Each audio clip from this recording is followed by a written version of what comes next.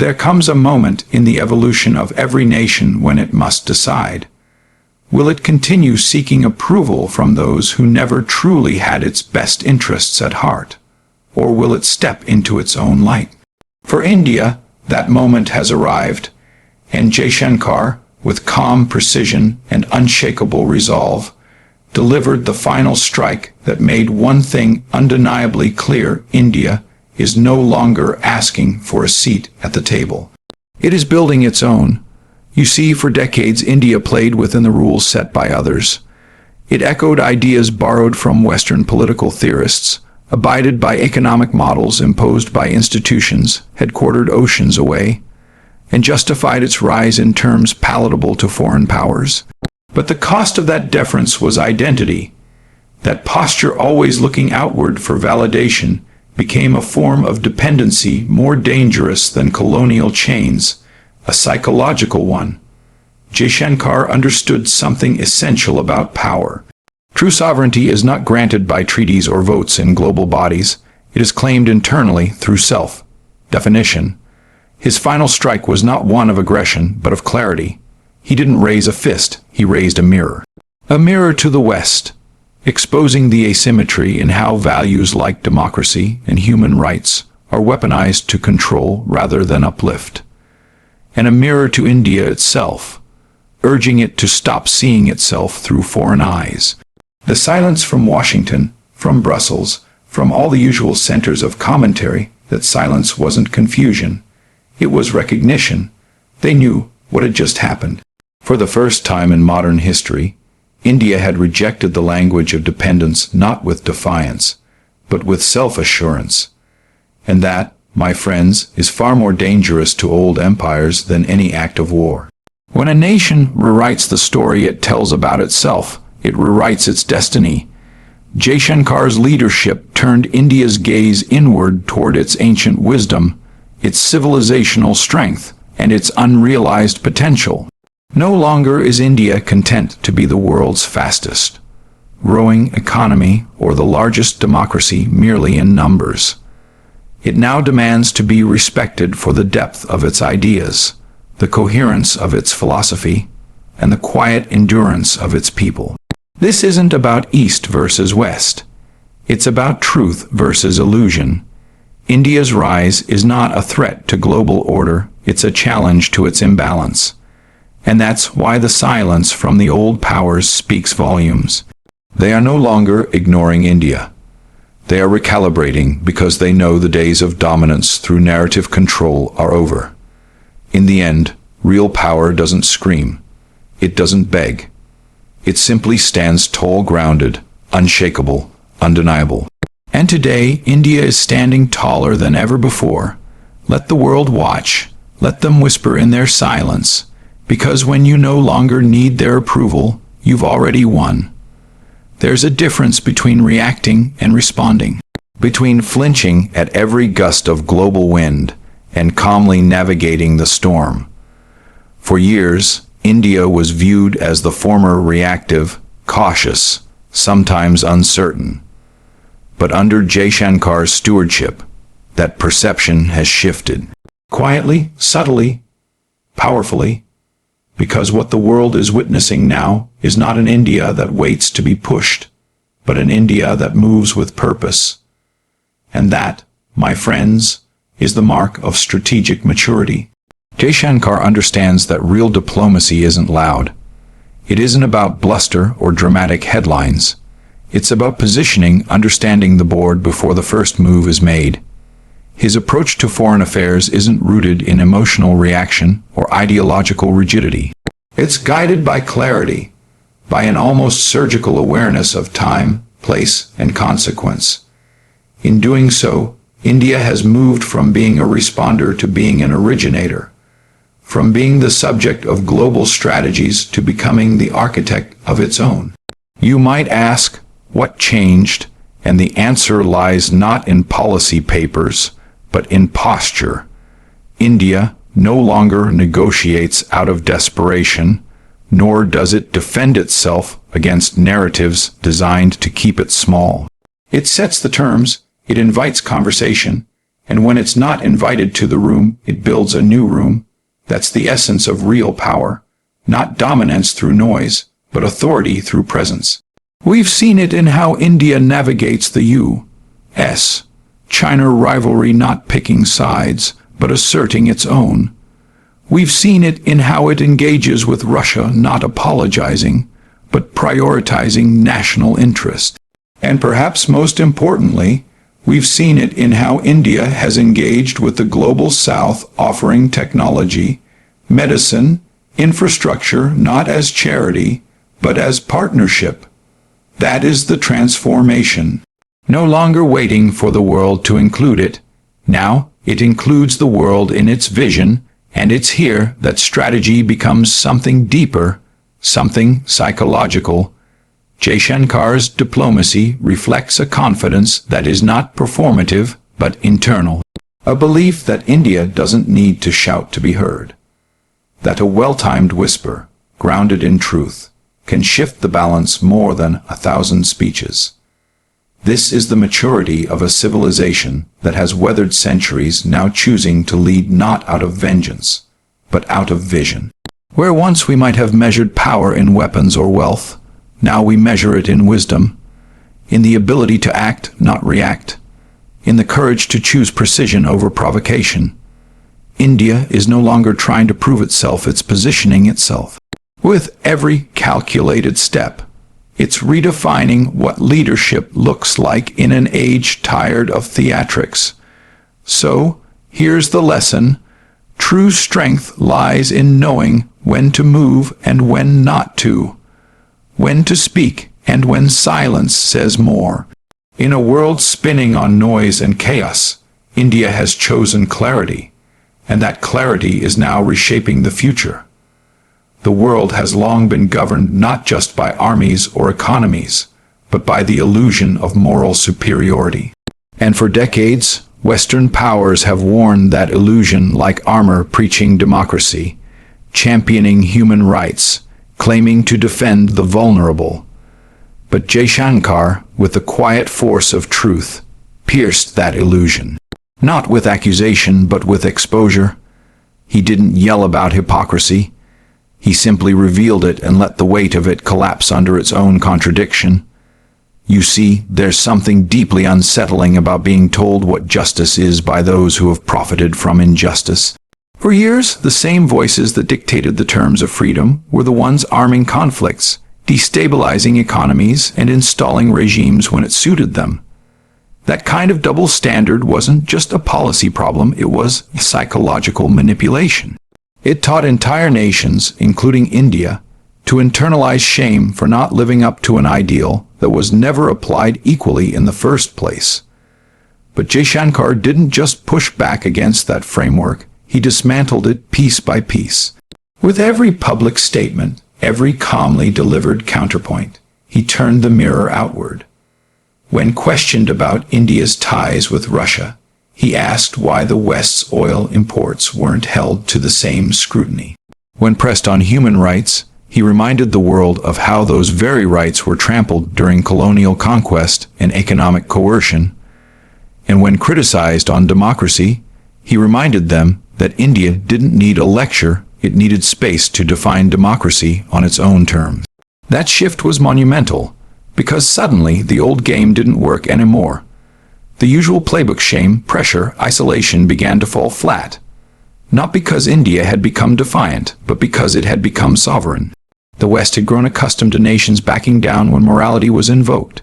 But now here was a country that could stand in full view, unflinching, and say, "We have nothing to apologize for." That in itself was revolutionary. And in that moment, something even deeper happened. India reclaimed the moral ground, not by claiming to be perfect, but by refusing to be judged by standards selectively applied. The collapse of Western double standards isn't just about diplomatic friction, it's about truth taking center stage. It's about calling out the imbalance in the very language we use to define justice and freedom.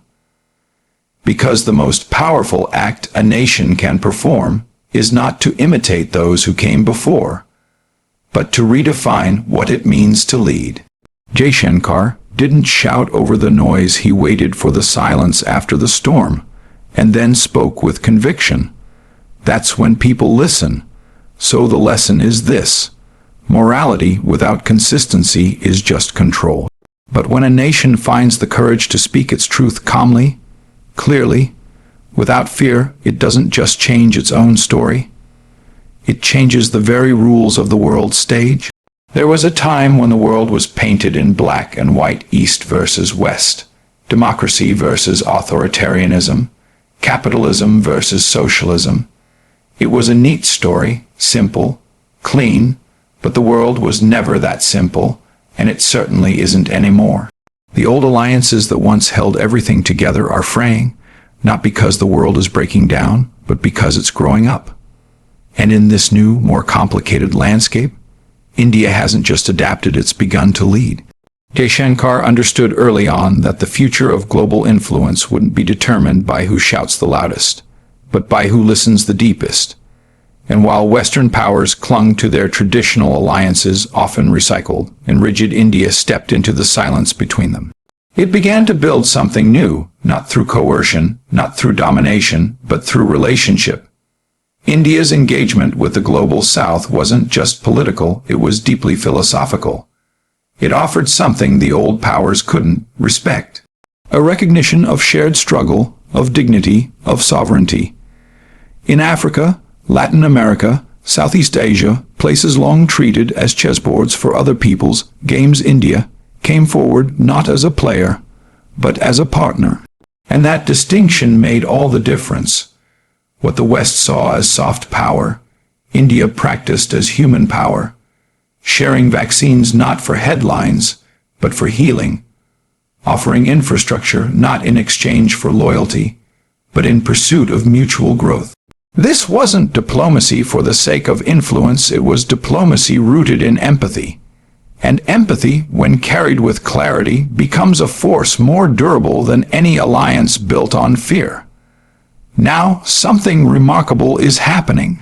The very nations once sidelined in global forums are turning to India, not just for resources, but for leadership, for a voice that speaks to the 21st century condition, multipolar, complex, and deeply human. India isn't picking sides in old wars. It's offering a new path forward, one that's less about dividing lines and more about connective tissue. And perhaps this is where the West faltered in assuming that influence meant obedience. That leadership required submission, but Jaishankar made it clear: India will cooperate, but not comply. It will collaborate, but not conform. Because true leadership in this new world doesn't come from control, it comes from coherence. And right now, India is offering a coherence the world desperately needs. We're witnessing the birth of a new center, not in the West or the East, but in the space between, where India stands. It's not just rising, it's realigning the very idea of what global power looks like. So remember this: the future won't belong to those who cling to old alliances out of fear. It will belong to those who build new ones out of wisdom. India is doing just that, and the world, slowly but surely, is beginning to follow. Power used to be defined by borders, by armies, by the reach of a nation's currency. But in today's world, where the battlefield has shifted from land to language, from steel to story, the real contest is for the human mind. And this, more than anything, is where Jaishankar has made his mark. Because while others were busy flexing muscles, he was busy rewriting the narrative.